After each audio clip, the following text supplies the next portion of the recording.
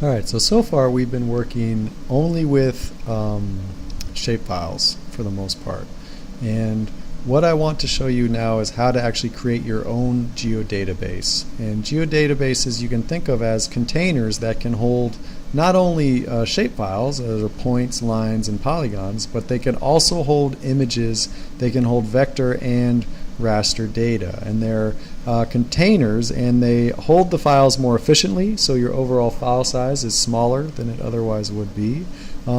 But they also are a little bit smarter than shapefiles, and they're less messy to deal with. And when I say smarter, this whole thing about recalculating the area, the geodatabase should be able to deal with that. So the first thing we're going to do is we're actually going to create a new geodatabase. So, and I'm going to actually shift this over a little bit so you can see what's going on. But just like we did to create a new shapefile, we're going to go to our working folder here. We're going to do a right click, and we're going to say new, and this time we want to do a new file geodatabase. So you're going to choose a new file geodatabase. And we can name this thing, and so let's call this guy Hilo Airport. You can name it whatever you like. I'm just using this word, Hilo Airport. And then in this geodatabase, we can make new feature data sets. Or we can make a new raster, or whatever we want to do. In this case, we're going to make a new feature data set. And I'm going to call this guy, hold on one second, I want to make a new feature class. I want to make a new feature class, excuse me, I said the wrong thing there. And this is going to be a Polygon feature class. So let's call this guy grass 2.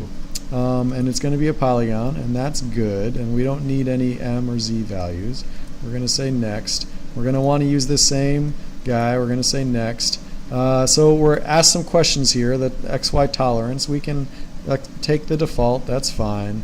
We're going to take the defaults, that's all fine. And in here we can create new fields if we're interested in doing that. And so we can go through all sorts of different properties of what we want this guy to look like. And so we can say right away that we want an area field, and this is going to be we can make it a long integer, and let's finish this thing. Okay, so we've got grass 2, and I'm going to make this guy this color. And we can do like what we did before. We can start editing. We can do grass 2. We can say OK here. We can digitize this guy. And say, okay, actually, we want to click this guy again, right? So we want to do a new polygon. And so now we're good to go.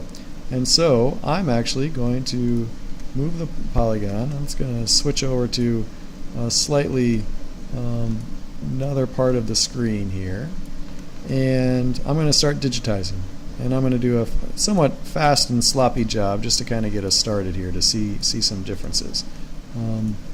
So this is the area that I'm interested in mapping out, and it's going to look something like this. Okay, that's the first one. I'm going to make another one. So this is just like what we were doing before with the shapefiles, but in this case we're doing it within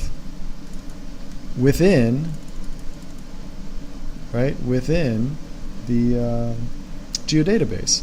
And so that's enough. So I'm going to stop editing, and I'm going to save my edits. Yes, indeed, I want to save my edits.